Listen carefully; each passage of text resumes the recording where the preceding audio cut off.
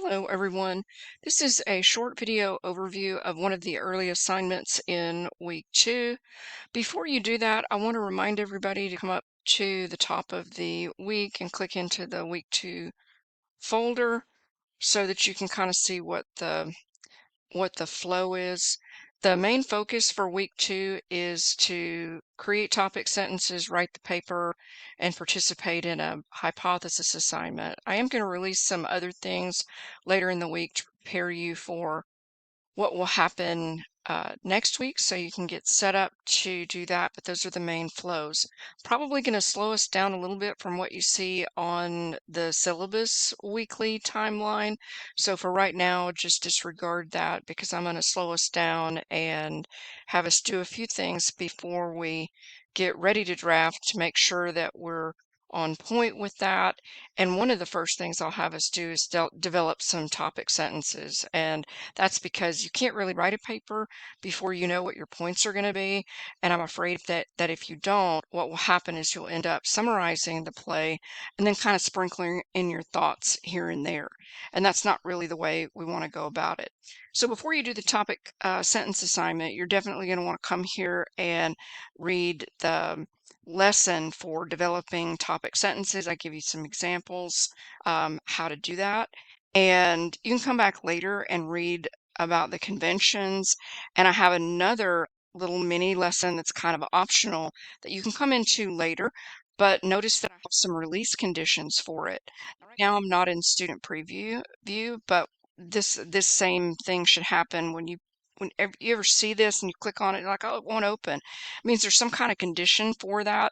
Sometimes I put conditional release on assignments, meaning you have to do certain things like read a certain lesson first, or complete certain actions. And in this case, this is a list of topic sentences that I've created for the play, but and I think they all treat sections of the play that everybody needs to treat. But I don't want you to have access to this in the beginning. I want you to take a stab at it. I want you to try to develop some topic sentences, and then in a moment, I'm going to talk about some other options. So this is a break in case of emergency, and you will be able to see this once you submit your assignment for the topic sentence assignment.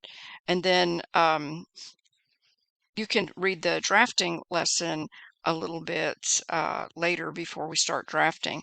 I'm also, when we draft, I'm going to likely break that up a little bit so that it reduces the temptation to use AI to draft that.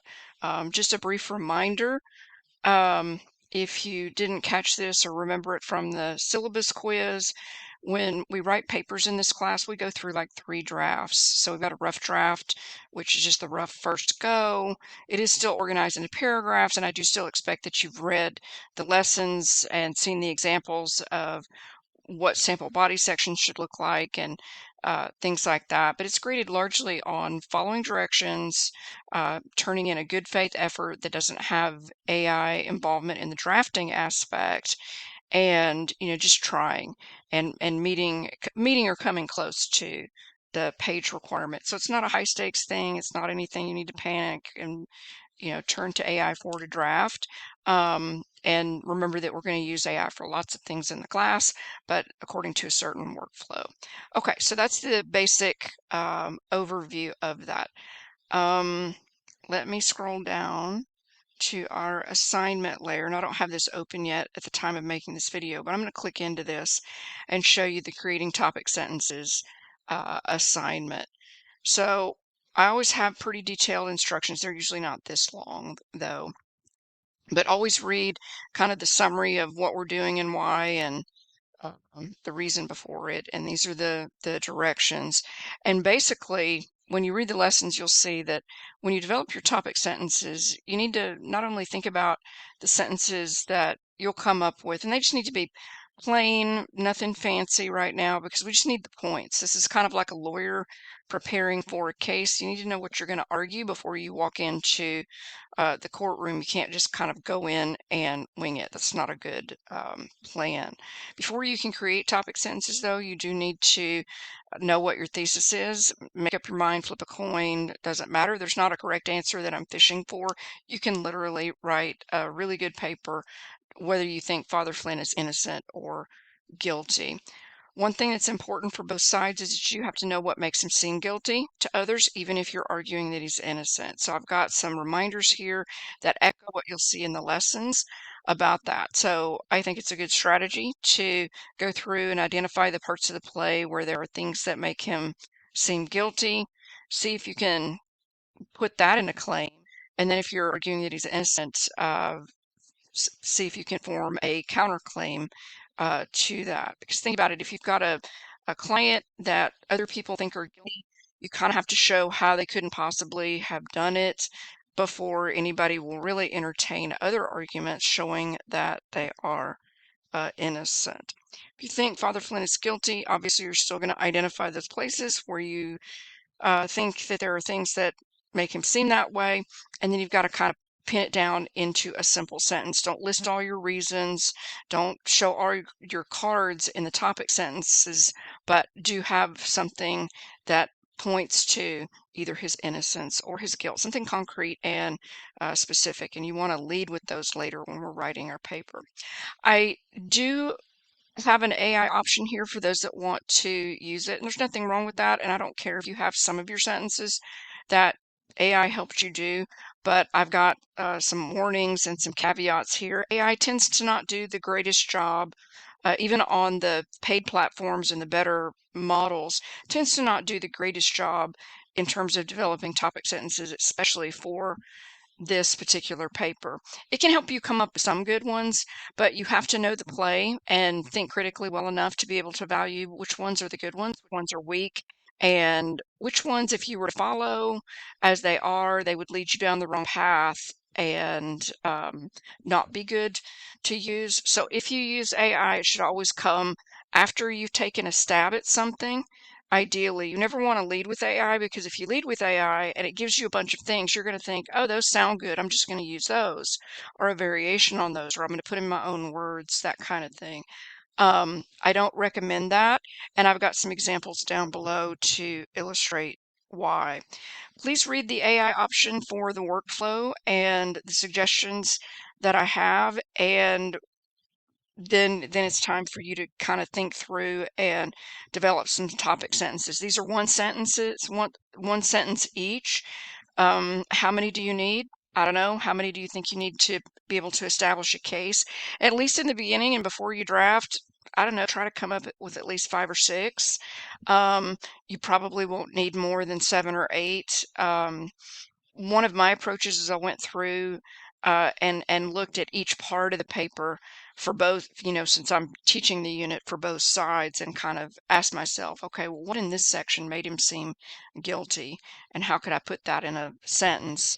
And then I would ask myself, and well, how would the other side um, frame this from the other vantage point?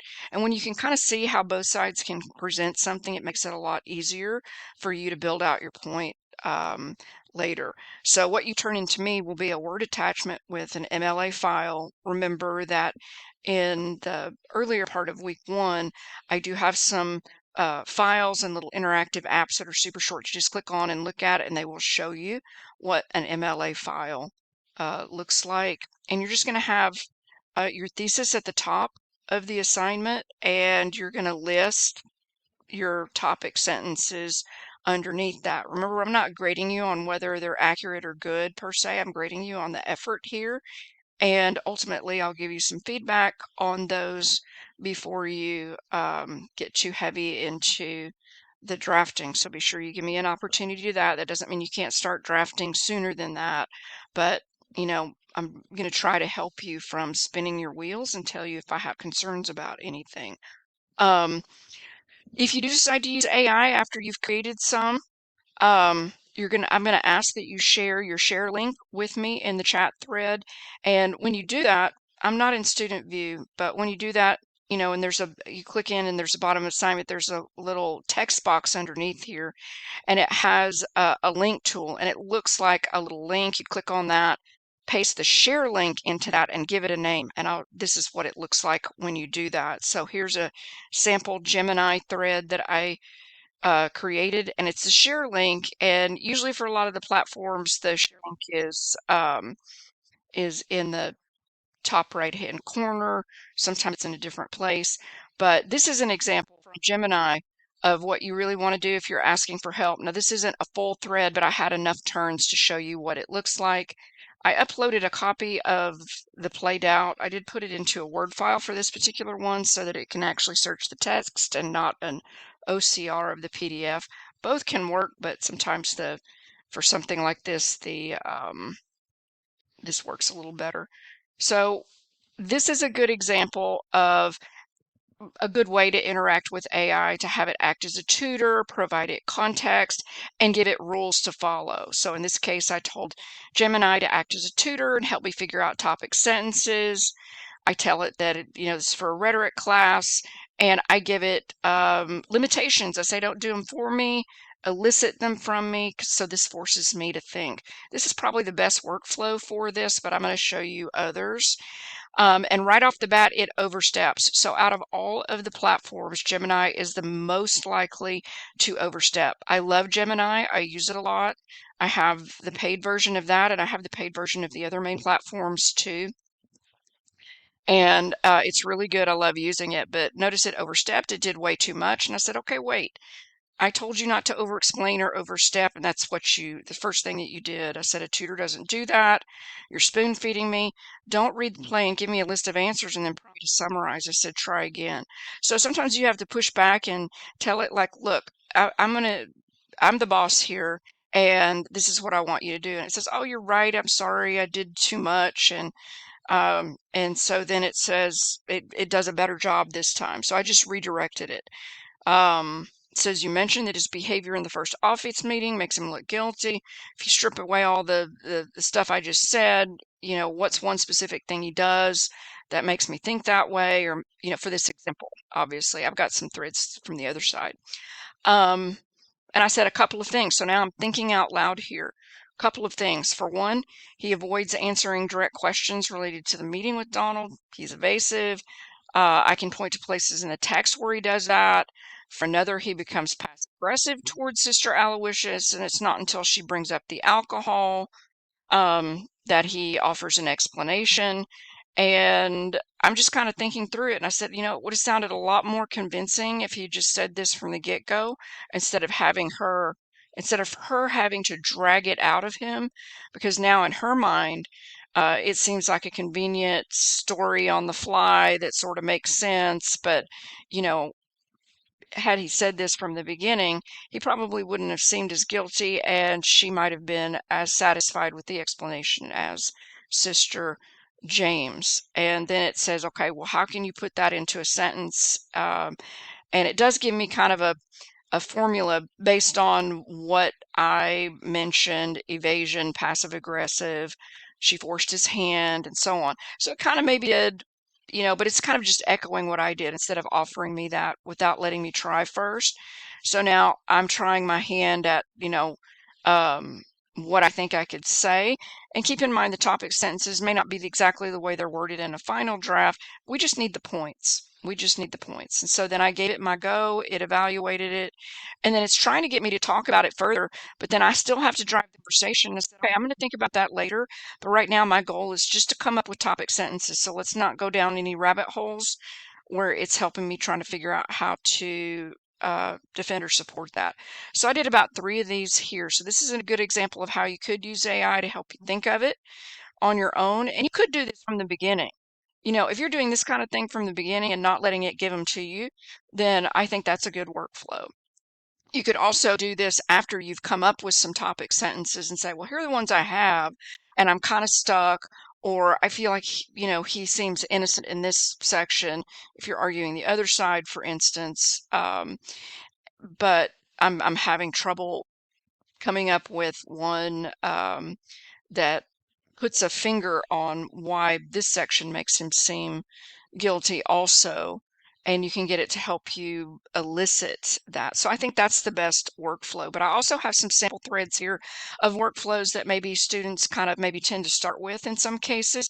And so I have 2 different threads from Claude.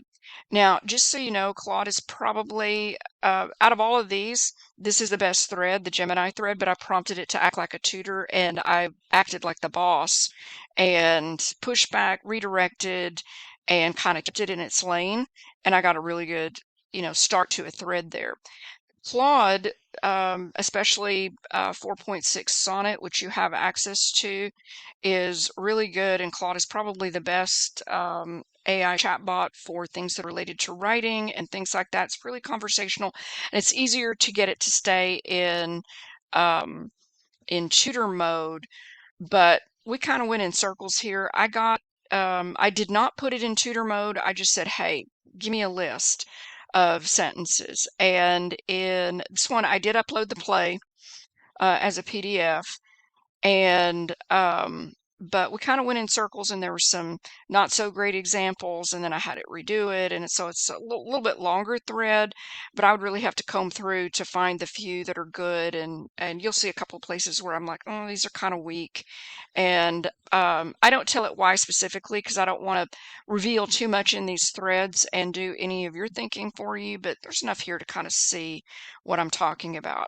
I also have another thread from Claude Haiku, which is one of its lower performing models. It's probably okay for day-to-day little questions about this and that, but really when you're in Sonnet, you want to use the 4.6 medium, which should still be available to you on the free tier. Just keep in mind that on the free tiers, all of the platforms are clamping down on the usage. They have different methods now of calculating usage. That is kind of a little bit more stingy. And out of all the chatbots, Claude has always been the most stingy with how many turns you get in a free session. So anytime you're using AI for something, and if you run out of messages during your session, always try to leave enough time if you can. I know it's harder during a summer session to um, leave yourself time to come back or switch to another model. You also always want to use the better models that are available to you. Like if you're using Claude, you want to use Sonnet, not Haiku, which is one of the lower models. This is one of the lower ones. I did not upload the play here because I wanted to show you a couple of things. A, what happens when you're using a lower model, and B, what happens when you don't upload a text that you're working with for a particular task and you're just letting AI rely on its training data for a specific text like this one. So I did that, and this is just a really short thread. It is not a whole thread, but what it did is, in addition to the topic sentences that it came up with, most of which probably were not good in this thread, but it also hallucinated a fact, I'm putting air quotes in, a fact that does not appear in either the play or the movie. It talks about a scarf that Father Flynn gave to Donald. If you've already watched the film, you know he doesn't give him a scarf in the film or in the play. In the film, he does give Donald a gift, but it is not a scarf, and in the play itself, he does not give a gift. I also have a ChatGPT thread, but I didn't want to put it here because it just kind of does the same thing as the others.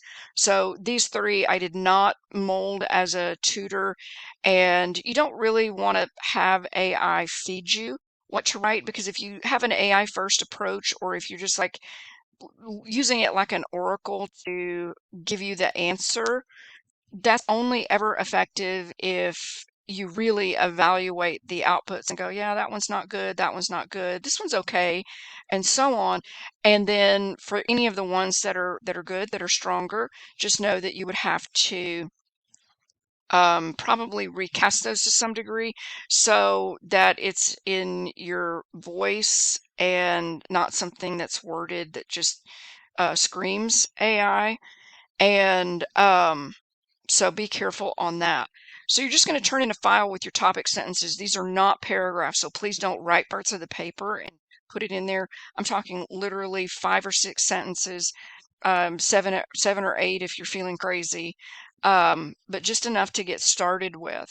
If you use AI at any point to either evaluate your topic sentences after the fact, which I'm okay with, or if you use it to help you fill in the gaps, either by framing it as a tutor, or even if you frame it after the fact, or here's what I got, help me come up with the rest, then provide me with the share link of that chat thread.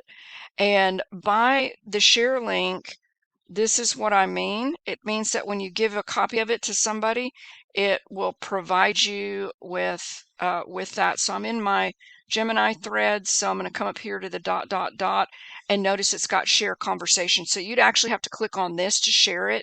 If you copy paste this link right here and give it to me, it's just going to take me into my own account. It's not going to show me the link, even if you copy pasted that. So you have to click the share link. And when you do that, you have to copy the link, and then that's what you would come back in with. And that's what I used to create this link right here. And notice that I could name it. You won't call it sample Gemini thread. You'd call it Gemini topic sentences, something like that. And maybe put doubt in there so that you don't mix that up later. And I did the same thing with Claude. There's a share link option in there. Now ChatGPT has that as well. So if you use AI, you need to include the link. If you use more than one chatbot, you need to include that. I didn't put all of them here, but I put the main regular chat bots here, and I just left off ChatGPT. And that's because in this class, I generally like for you to use the other ones first, just to kind of force you to try the others so you can kind of see their personality, their vibe, and over time you'll start to see and won't have to rely on me telling you like, hey, this one's really good at this. This one's really good at. They're all relatively good at most things, but each one of them, it's like people. They all have their strengths and so on. And it also is highly, highly dependent on how you prompt them. Garbage in, garbage out, good stuff in, good stuff out, that kind of thing. And always evaluate. Never just take what it gives you for a given. If you use more than one AI chatbot, include all your threads. And then everybody has to write a reflection, just a short written reflection, couple paragraphs, maybe. It could be up to a page or two, depending on what all you have to say, but it's natural language. It's written by you. This is not something to outsource to AI, and I can generally tell that, so please don't. Very informal, and it's not written to impress. Write it like we're in the same room and you're just talking like I am, like a normal person. I'm going to put an example of one here later. I'm just going to write it but I don't have it here, right at the very beginning. And what you're going to want to do is summarize and evaluate the process you followed to develop those topic sentences, what you struggled with, what came to you. And then you're also going to, if you use AI, you'll also talk about that, like which one you used. And anytime you tell me about AI, tell me not only the model, like, oh, I use Gemini. And if the models are available to you in the drop-down menu where you can see which one you used, you're going to say, oh, I used Gemini 3.1 Pro until I ran out of questions, and then I had to use 3.1 Flash. And you're going to kind of summarize and evaluate what you did and talk specifically about some of the topic sentences that it came up with, any frustration points, pain points, things like that. And probably before you have a chance to turn this in, I'll have an example of what that might look like here in the link. So it's an easy assignment. Don't agonize about having being perfect. I want to see your thought process. I am going to be showing you my topic sentences, and in the lesson for this, there are some examples so you can be like, oh, okay, and you get a clear sense of the kinds of things you need to do and how to approach it. And that's it. I'm going to go ahead and wrap this up, and I'm going to put this in a user quiz to sort of force you to watch it so you can see the flow, but then go back and read the written lessons. Y'all have a great day, and reach out if you have any questions.